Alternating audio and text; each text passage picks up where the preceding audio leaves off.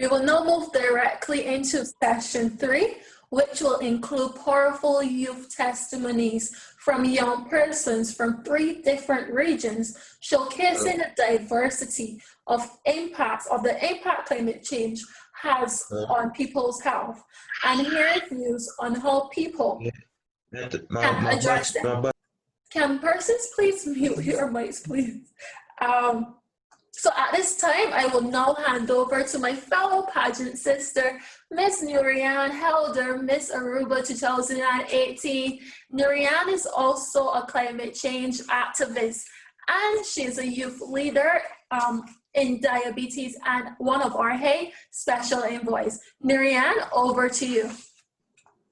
Thank you, Ashley, so much for the beautiful introduction. My name is Nurianne Arias Helder. I'm Miss World Aruba 2018. I'm also a young leader in diabetes for Aruba and Special Envoy for Health in Hay campaign. This is a beautiful initiative. I'm very honored to be part of this movement. Thank you so much for involving me in this project, and I'm very happy to be part of this. Without further ado, thank you, Nurianne. And before you conclude, we just want to remind the presenters to please stick to the time allocated to you, although we're kind of over time. Great. Thank you, Ashley, once again. As I mentioned, I'm very happy to be part of this project, as health is not only about our lifestyle, but also the choices that we make. And I'm truly, I think, privileged to be part of not only the diabetes advocacy, but also climate change and everything that is happening around the world. And doing this together surely makes us stronger and more powerful. So I'm ready to introduce our 3 speakers in the session 3, which is the youth testimonies on climate change. There are 3 gentlemen from 3 different regions, Asia, Africa, and Latin America. I would like to introduce our first speaker and testimony for today. This is Mr. Ahmad Idrees Shekaib. I'm sorry if I'm not pronouncing the name correctly. He's a medical student and he's a Hay ambassador for Afghanistan. I'm sure that you will be impressed by the testimonies, not only from Mr. Shekaib, but also the other 2 presentations. Mr. Shekaib, are you here? Yes, I am. The floor is yours. Good morning. So I won't give any formal speeches here because we're not politicians, just concerned youth. Well, in the recent decades, we have noticed that industry and technology have developed so much that when we look back 200 years, it looks like a fairy tale to most of us. Well, why is this significant? Because with this rapid evolution, there is rapid climate change.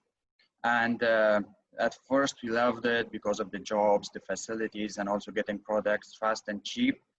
But as time progressed, we gained more conscience that it's not a good thing. Everything comes with a cost.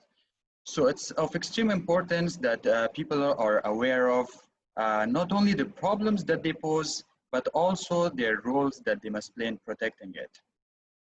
So, but the question is, do we actually protect it? I mean, are we even aware of it in the first place? Well, let's see. There was a research done by Dr. Lee and the colleagues in 2015 that was published in Nature Climate Change Journal.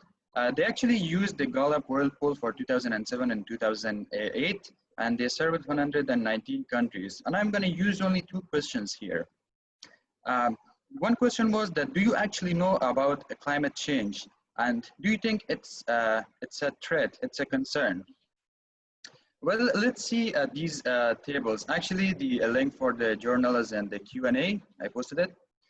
So as you can see, the developed countries, they have very high awareness rate, but countries that are underdeveloped, especially my country, Afghanistan, they are very low awareness. That's because of education and other reasons that I'm not gonna discuss here.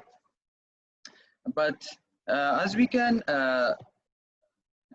see in the second table, that for the second question, how concerned they are, we can see that these third world countries actually have more concern regarding to climate change. Well, the reason for this is that they are the first-hand sufferers, and they have experience of climate change because it's affecting them the most. This is the map that shows the distribution. You can analyze it yourself. Well, actually, we don't have any statistics of how many people is doing anything to contribute to the climate change or anything, because we'll have a big error. Now, the question is, can we solve this problem? Can we incorporate climate change actions into people's lives? Well, it is very, very hard, but yes, we can do it. Well, practical solutions, I think it's one of the ways to actually engage people or engage the general population in contributing to the environment. At this point, you might say, what does that even mean? How is it even possible? What's practical solutions? Well, for general public, doing something means to protest because that's the only image that they have of climate change activism. But we have to change that mentality by implementing solutions that have short-term and financial benefits so that people find different causes to participate. I'll give some examples. In 2015, I was part of a research project where we used organic waste to produce ethanol fuel. That's a very cleaner type of fuel comparing to the other petroleum.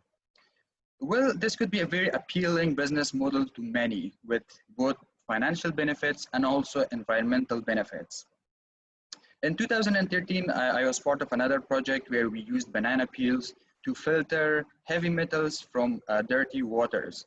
Well, if this business model is appealing to someone, they'll actually benefit from it financially, and they'll also provide children in underdeveloped countries with clean water. Now the benefit for this was that the person is actually having financial benefits from this, and also the children are having clean water. Now this person without this model wouldn't have even thought of providing these children with clean water in the first place. Well, solutions and businesses like this encourages people to do something. Well, you have to use your imagination. I'm just saying this to the youth. Use your imagination, use your innovation, be useful. You are the future of this planet, and you are the ones who will inherit this planet. And you should come up with your own solutions, because every one of you is a genius. And I'm really saying this in the literal sense. Everyone has different mind and everyone has their own capacity. And I'm going to say this, that youth is not a time of life. It's just a state of mind. And until you have it, hopefully, use it wisely. Thank you.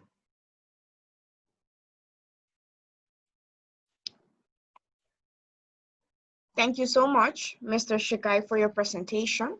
I'm sure that everybody still has questions. I already see that people have questions. So we'll let people post their questions through me during the Q&A. Without further ado, I'll continue to introduce Mr. Alhassan Sesay. He's the founder of the Sierra Leone School Green Clubs. And I'm sure that he will be able to share a little bit more and much in depth of what he's doing in his country and what his school is doing as well. Mr. Sesay, are you online? Yes, I'm online. Good day to you all. Perfect. Good day to you as well. Yeah. I am Alhassan here. Can you hear me? Hello?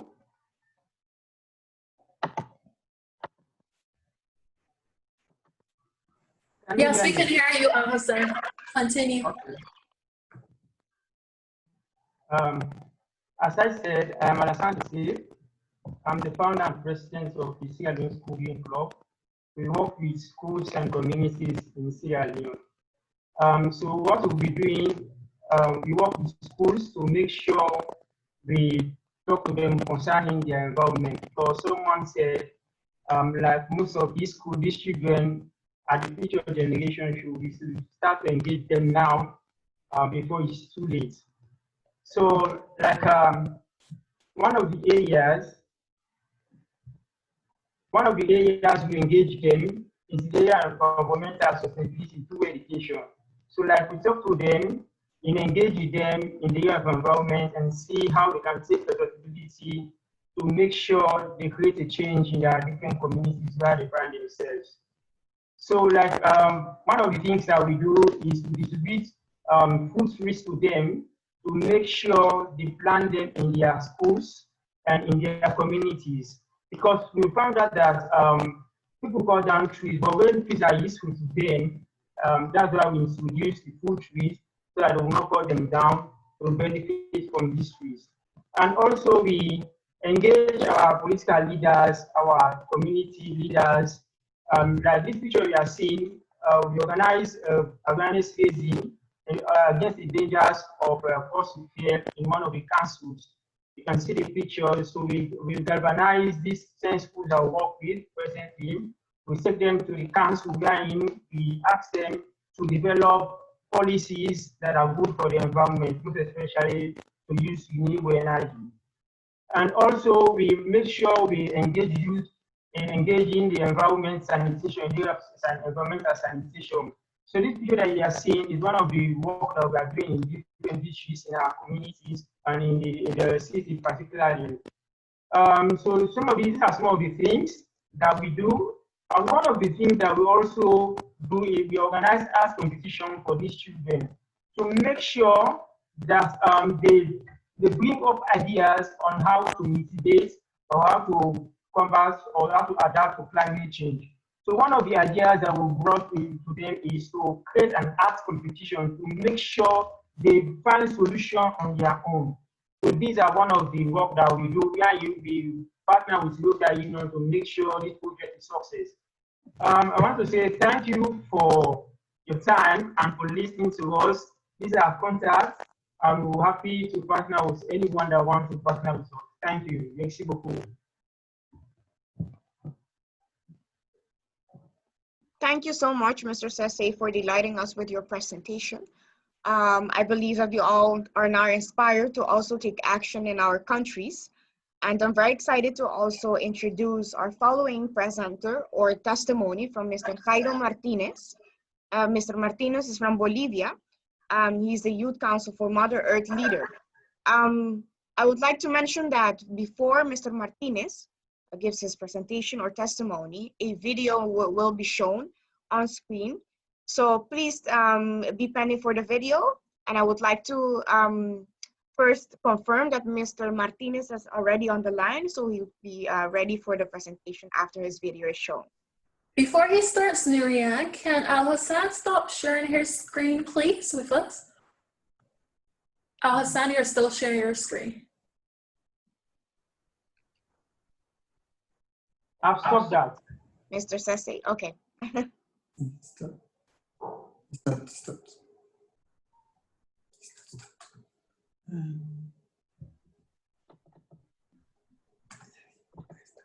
Thank you. So before we continue, Mr. Martinez. Hi, everyone. Hello. Hello, I'm really excited to be here. It is an honor for me representing to my country and my young organization. I really want to share the experience that we have as a youth organization here in Bolivia and how we are facing these huge problems like that concerns the environmental problems in our context. Okay, I really want to show this video for you that we prepared about our experience as a youth organization here in Bolivia.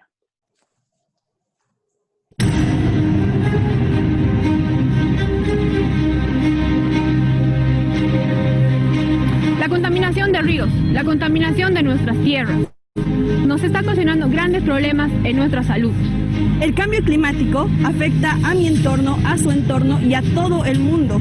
Afecta de una gran magnitud en la salud, en la atmósfera, contaminación de suelos y en la contaminación hídrica. Los más afectados por el cambio climático somos nosotros, los países en vías en desarrollo. Quiero resaltar que el cambio climático hace mucho ha dejado de ser una lucha solamente medioambiental. El cambio climático es una lucha social, una lucha económica y sobre todo altamente política. Nos están cargando una gran responsabilidad respecto a esta problemática ambiental al no tener soluciones respectivas ante ella. Las aguas ácidas al introducirse en los recursos hídricos provocan infertilidad en la tierra. Bolivia genera 7.000 toneladas de residuos sólidos al día.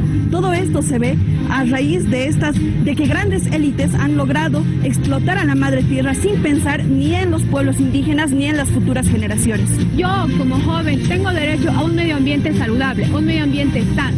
Si dejamos que pase un año más, un día más, el problema es irreversible. La acción es ahora y tiene que surgir desde todos los sectores. Si es que no tomamos acciones prontas, no existe un futuro para nosotros.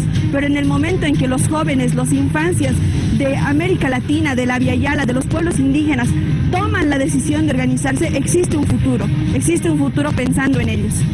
Basta de tanta contaminación, basta de tanto daño al medio ambiente.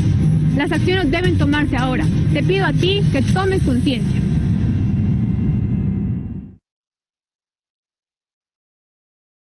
Well, as you could see, it was a video that was prepared for our members here in Bolivia. Well, we used to talk about how we can protect the Mother Earth rights here in Bolivia. So we strongly believe that if we're gonna protect the Mother Earth rights, we're gonna have a better future, not only for us, it will be a better future for our children, for our country, for us. So here in Bolivia, the Youth Council for Mother Earth was created in 2018. It was created in a summit when we had this summit, it was, we had three drivers: the water, the climate change, and youth, and how we can involve these three actors to all the public policies here in Bolivia, and how we can improve the Mother Earth rights. And as I told you, the Youth Council of Mother Earth in Bolivia was created in 2018. Actually, we are working with different actors in the public sector here in Bolivia. So we're involving their actors because we strongly believe that if we involve stakeholders here in Bolivia and we have more stakeholders, we're gonna have a better support with the human resources, technical resources, financial resources, and we're gonna have better projects here in Bolivia.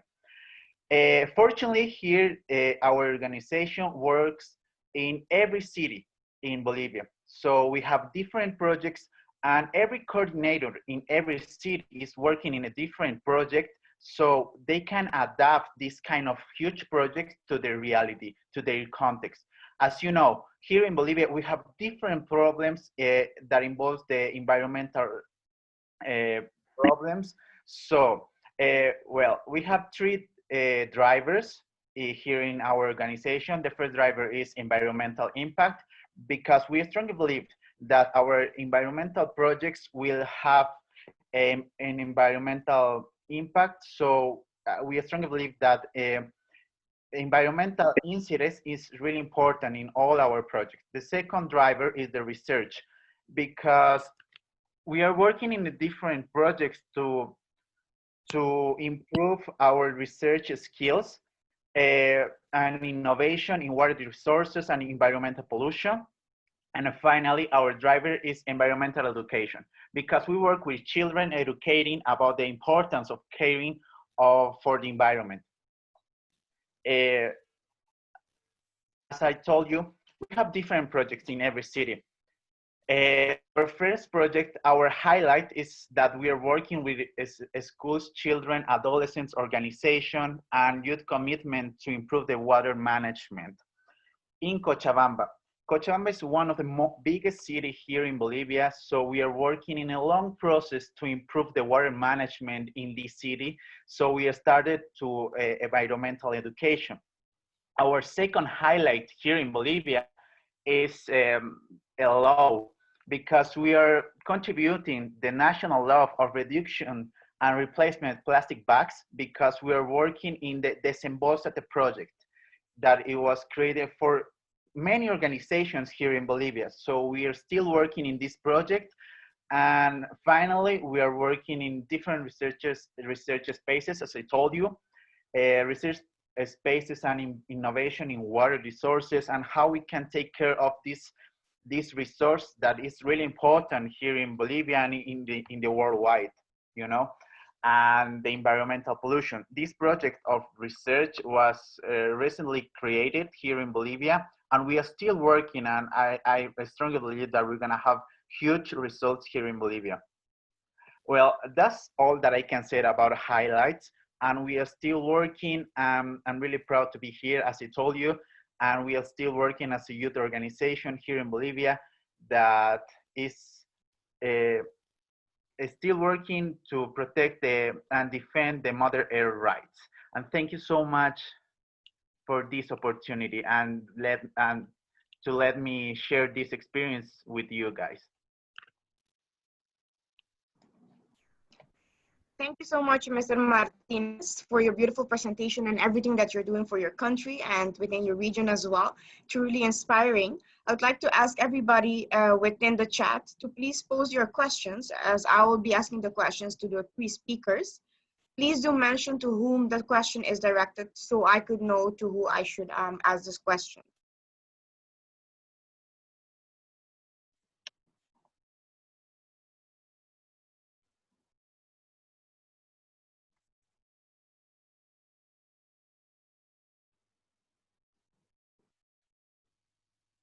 I believe there are no questions from the audience. As there are no questions, I would like to pose one question to all three speakers, to whomever would like to answer the question. My question is, considering your testimonies are very inspiring on what you're doing, I would like to know from you what would be one of your biggest ambitions with your advocacy within your country. If any of you would like to answer, that would be okay. I would suggest if Mr. Martinez or Mr. Shekaib would like to answer this question, or Mr. Sesay. I really want to reply to that question. Okay. Here in Bolivia, we strongly believe that the Mother Earth rights is the most important thing that we have, you know? So we are creating different projects. We are creating different drivers that inspire us to protect the Mother Earth rights. So as Bolivia, we strongly believe that if we're gonna protect the Mother Earth rights, we're gonna have less environmental problems. That's why our biggest ambition here in Bolivia is protect the Mother Earth rights. So that's the most important thing that we have as a driver here in Bolivia, and not only as a youth organization, but also as the government. Government has the difficult task to protect Mother Earth rights. So it's our biggest driver that we have as Bolivia. Thank you so much for that very holistic answer and driven answer as well, with a lot of passion. Would Mr. Sesay or Mr. Shekaib answer this question as well? Sorry, I didn't get the question clear. Okay, I'll repeat the question. Considering your testimonies and the actions that are currently taken in your countries, what is your biggest ambition regarding climate change and environment advocacy? So what is your biggest ambition? What would you like to achieve the most?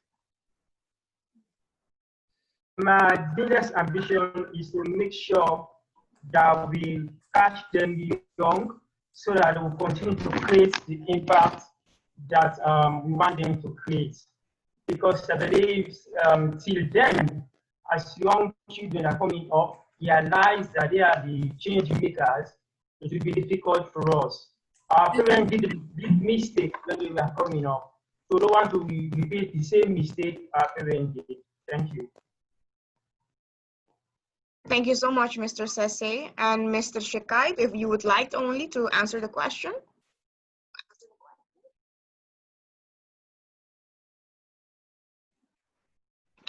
Well, the problem in my country is actually poverty and the damage that has been done because of the war. So my only ambition is to end poverty, because that's the root of all the environmental pollutions and climate change in the country.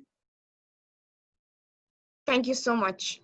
I believe there are no further questions as I've seen the chat, but there are many positive messages congratulating you and commending you on your presentations. I congratulate you and salute you as well. I would like to wrap up the session after finishing this Q&A with one word that I would like to share, which is that a big goal is a collection of small goals. So with the big ambitions and with a lot of passion that we have for our countries and our earth, let's please unite and stand together for this advocacy. And I believe that we will be able to achieve any goal that would like, even though of all the hardships and challenges that we encounter. Thank you so much for having me as a facilitator. Thank you so much, the three gentlemen. And I believe that there's much more that we can do, and this is just the beginning. Thank you so much as well to the Ashley Lashley Foundation and the team. Thank you, Nurianne. Thank you to all the speakers.